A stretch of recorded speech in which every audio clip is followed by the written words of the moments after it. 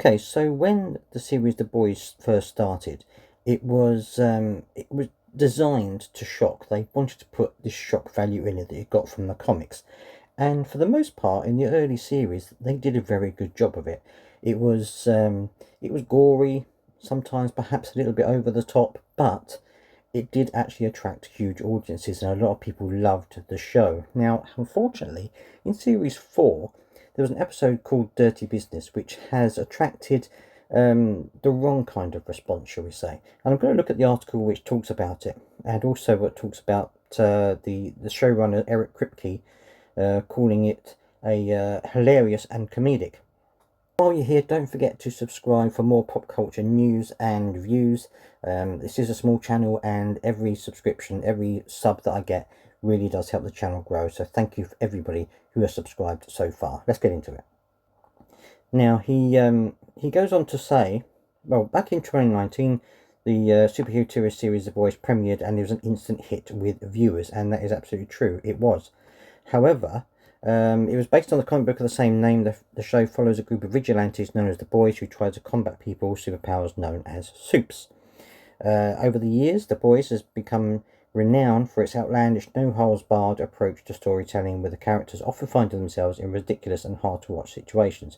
Oh, there have been plenty of those. Don't worry about that. There have been plenty of those. And if you're a fan of the show, you will know that absolutely. The 4th season, however, most recent episode, Dirty Business, has now come under fire for a shock value assault scene, which the showrunner Eric Kripke has dismissed as hilarious. Now, this is a brief still of what happened there. I'm not going to go dwell on that too far.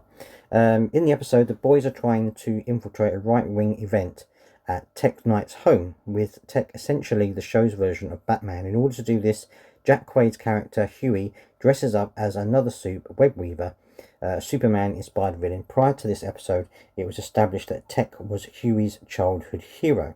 So essentially what happens is he infiltrates this event, and then he gets assaulted in a certain way.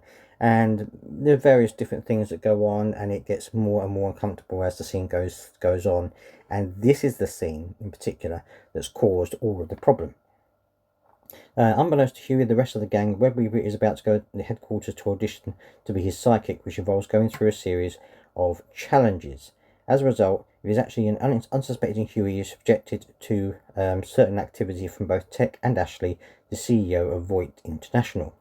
So this is what happens, and it goes on for quite a while, and as you can see, another one there, and it goes on for quite a while, and as you can see, there are lots of tools and things used in this. I'm trying not to get demonetized, but anyway, there's lots of things going on, and Eric Kripke has said, well, that's a dark way to look at it.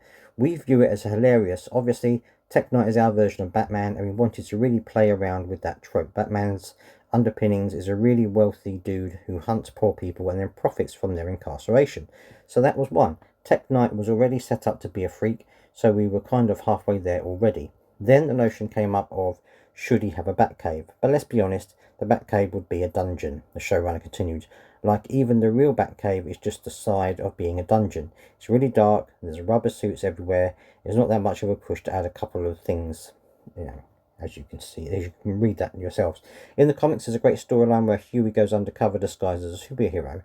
This was a story that Jack had always asked us to do. So part of it is always being careful what you ask your writers for. So now this is something which has been in the works, I think, for a while. And he goes on to say, I love that it's just such a perfect setup that he doesn't know his own safe word. It's just like a beautiful comedy setup that he's trying to find it the whole time. Now, they have they tried to spin this as a comedic event, although there are lots of people who are, for various reasons, understandable, not very happy with the way it's been portrayed and how it is actually set out. The people here are saying, these are some of the comments that was left. Sorry, but what's funny about this?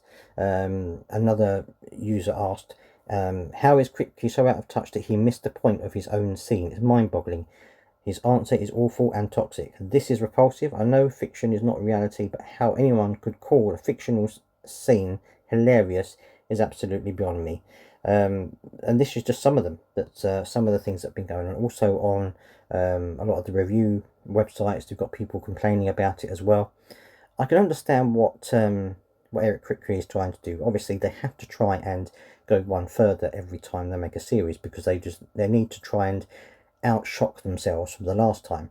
However, there is a line that can be crossed, and perhaps has been crossed on this occasion.